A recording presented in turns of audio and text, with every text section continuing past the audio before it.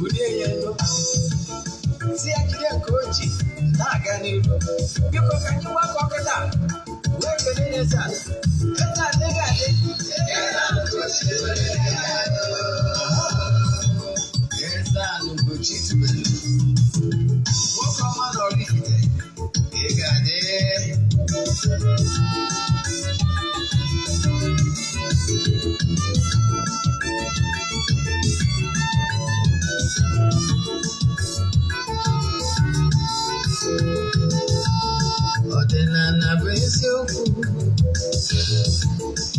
Eze-Ana bụ ụzọ ndụ ịma na o nwere olu na-eti mkpu na-asị ụmụ Igbo chigharịa ụmụ Igbo chigharịa kwa mbọsị ọ na-eti n'ụtụtụ n'abalị ọ nọ na nkụzi Eze-Ana Ugochi tubelu onye ọma n'ọrụ ifite onye mmasị ozi ọma ọdịnala gaba n'ihu Eze-Ana Ugochi tubelu onye ọma na-eje ọdụ ọdịnala bụ ụzọ ndụ gaba n'ihu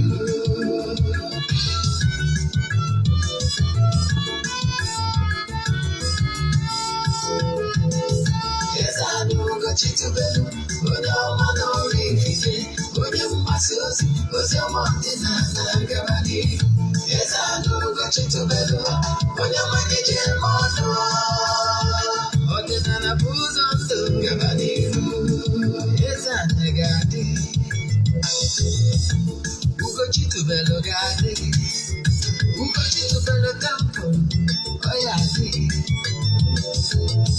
maka na eziokwu anwa jaja ndị ukere dị ga-adị from them back ndị ochie dị adị from them back fada sikala aka ụgọdị ụmụ Igbo si anyị rapụ nke anyị na nke feka mma buru Baịbụl bịa akwụkwọ akụkọ wetekwa chọọchị fa okpuru ụka dịkwa mmanụ Ugochi tubelu ekweghị ekwe Eze-Ana si n'ọma mme ọdịnala amalụ ọma nwụchacha oge ọbụla ọ na-eti ọ nọ na nkụzi Chukwu abịa ma gbaa ume ọdịnala ya dị Eze-Ana Ugochi tubelu onye ọma n'ọrụ ifite onye mmasị ozi ọma ọdịnala gaba n'ihu ọtụtụ ọma na ụmụ ọdịnala Igbo abịakwa m n'oge awa nke eziokwu nkụzi anyị ji bịa taa ama ebu ibu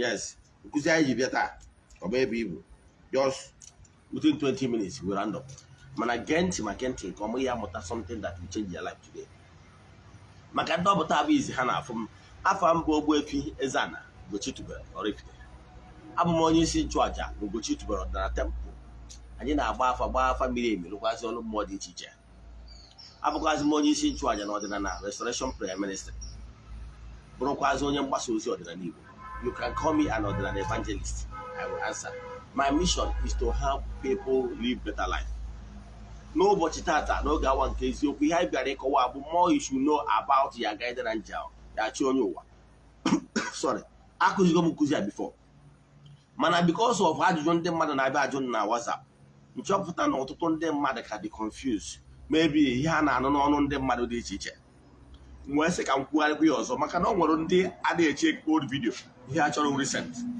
yes ihe niile ị kwesịrị ịma gbasara chi onye ụwa gị ọnya ka anyị ji bịa mana bifo anyị gaba n'iru echefuna na aja anyị na-achụ kwa ọnwa nke ọnwa April ya ebido na April 6 so ọ bụrụ na ị chọrọ isonye na aja ndị mmadụ ebukubegori ịchaachịa m na WhatsApp booking ya akwụsị na April 5 ọ na-last 14 days aja mbụ n'elu aja esigo na ebudo ọtụtụ ndị mmadụ elu aja anyị na-eji na temple jee chụọ aja n'ihu mmụọ dị iche iche na temple wee present ya people's prayer request for 14 good days emesịa chụọ aja mesara aka echefuna ị nwere ike isonyere anyị anywhere you know under the globe Sunday sonyere na anya bụ aja na-enweta ihe onyonyo ma aja dị iche iche achụ anya bụ mmemme ọ gbasara ndị ọzọ ya na-esho social media na ihu ọlụ ka bụ ihe kwesịrị ịma iche isonye na ya forward ya 3 prayer request mee donation token to the account number charge am na WhatsApp for other details My WhatsApp number is 0805-7837-672. I repeat, 0805-7837-672. Yes, ebe ịghọtagoro ihe m kwuru down. Nke ọzọzi bụ ọkwa dị mkpa bụ echefuna na ụbọchị Monday, every Thursdays and every Sunday, anyị na-enwe rehearsal, audition gbasara ndị nwere onyinye ịrụ as a movie person, any department, whether you are actor, actress, an editor, a DOP, continuity, consumer, anywhere in the two perfect, more which or you were interest in. Yes, they can see our mission is to help people live better life. I actually present them an opportunity. Can I use all their God-given talents? Each will shine, because we believe that a gift of a man make it away for him. So only will gift and HR. He have been longing for somebody that will provide a platform for you. Please go to our temple. Our division go to a movie production. There is opportunity for upcoming people. Yes. As we speak, I'm going to film that I conclude. I'm going to do on YouTube. Yes. I'm going to that I shoot yesterday. I'm going to do a video today. Yes, I can tell you by next week. I'm going to other ones continuously. Yes, I'm going to more on this year. No, the reason for that my resume is cholo. Kai welo this acting movie will spread the ordinary evangelization. You know why? If you are not there to tell your own story, the true story, no copy with a false story against ordinary. Yes, ordinary before, but ordinary outaro. They do art so many times say it when you ordinary bad name. That impression can actually correct now. And they will stand by true life stories. And I got art here, balance here, things it took us ready. You got that? Yes. Each other watch our true life stories. Yes. Then gather my YouTube channel. Ugochitubel Movie Productions. There I got watch our movies. Mobijena, Nigerian Ordinana, Nollywood movies. These two YouTube channels belongs to me. You can watch our movies. I can tell you as days goes, we will keep on getting updates. I can tell you every week you'll be getting updates on our YouTube channels for watching our movies through life stories. Then, uploading with talent, chat me in my WhatsApp. We can invite again in our auditions. 0805-7837-672. And in our auditions, are there a you got that? Yes. Then can go really hide my career better. Chionyo one mother, body are closest being. Every human being will spirits and forces not behind the person. Yes. I could go here many times, but I want to repeat because they now like it ichigabazu, they like to watch old videos. So that's why I want to repeat it. Spiritual forces, about your spiritual forces. Yeah, incarnator. Yes, other religion, but there are many names. Onwalo Sunday, but your spiritual guide. Ndoka boy a guiding angel. Ndodin and a boy chonyo. You know that?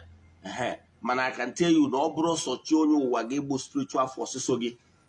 And well entities of power sogi. Then, and again, then will more entities of powers you will attract to yourself as you grow by spiritually. Now, enwelu ya ndot.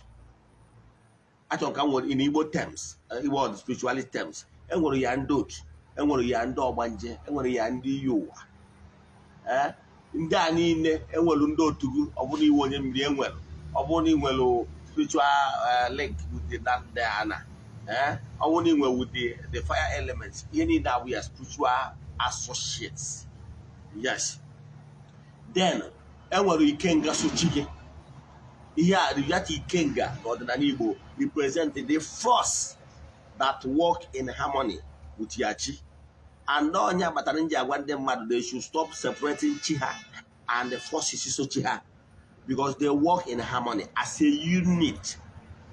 Don't allow anybody to ask you to feed their chi separate and feed their ikenga separate, or somebody that will ask you to feed their onye separate and feed their chi separate. They are one entity. Stop splitting them. Yes.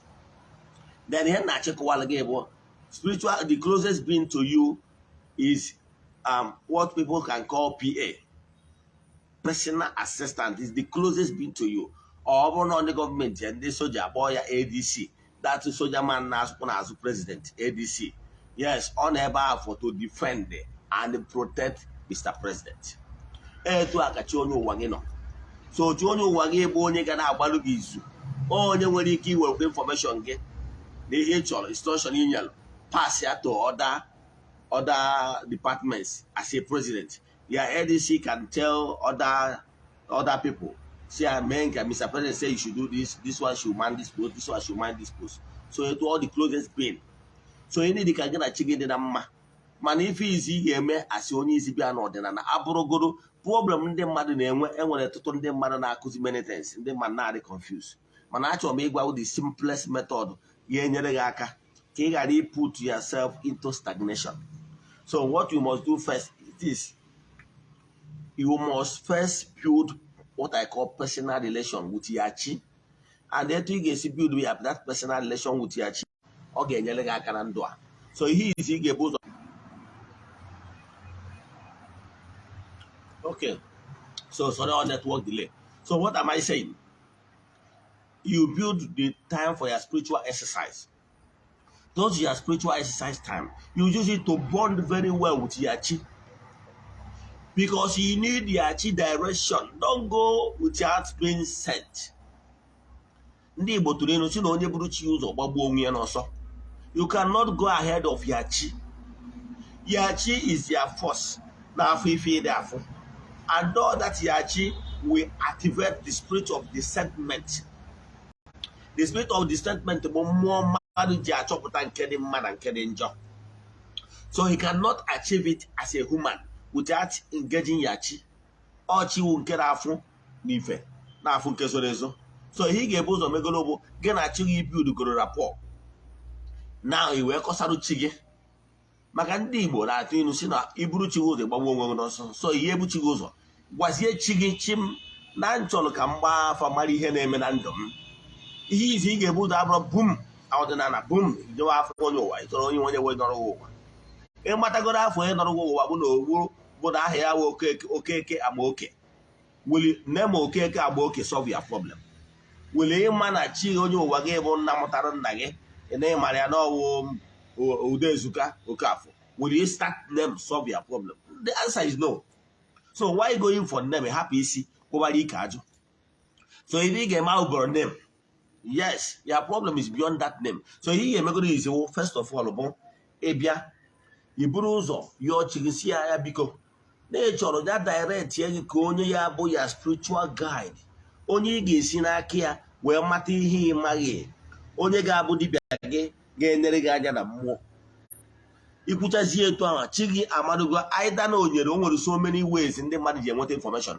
O nwere ike ọ bụrụ na information gị bụ through voice, o nwere ike kpọọlụ name, nwere ike ọ bụrụ na ị bịara ibu the intention bata n'ịntanetị o bupụtara gị onye ọ chọrọ ya bụ onye kwuo okwu obi ga-anabata ya, ma ọ gwa na mmadụ nyere contact somebody and ifukwa onye ahụ like ya so etu ahụ ị mara na obi gị nabatara onye a Tiano, gwazie chi gị ọ bụrụ na onye a enwere ike ikpere ya ekpere nwere ike ịgọrị ọfụ for 8 days also obi gị nabata gị n'ozige onye gị ma onye approach ime onye approach by then imego chi gị involve imecha onye agbasiziele gị afọ onye ahịa onye a ga-agbagoro afa abụrụ afa nne ma onye ụwa ihe ọ ga-agba afa bụ kere ihe na-eme na ndụ ma ọ dịkwa etu a ka esi ajụ ese n'afa na o nwere ike ọgbawazie afa ndụ gị anwa menites arịpụtaba o nwere ike mgbe ọ na-agba afọ onye ụwa gị anwa ọ gbata na n'otu dị n'ụzọ gị o nwere ike gbata na arụsị nwere arụsị na-agbaghị ụgwọ o nwere ike gbata na gbata ndị iyi ụwa ọ na iyi ụwa na-enye gị nsogbu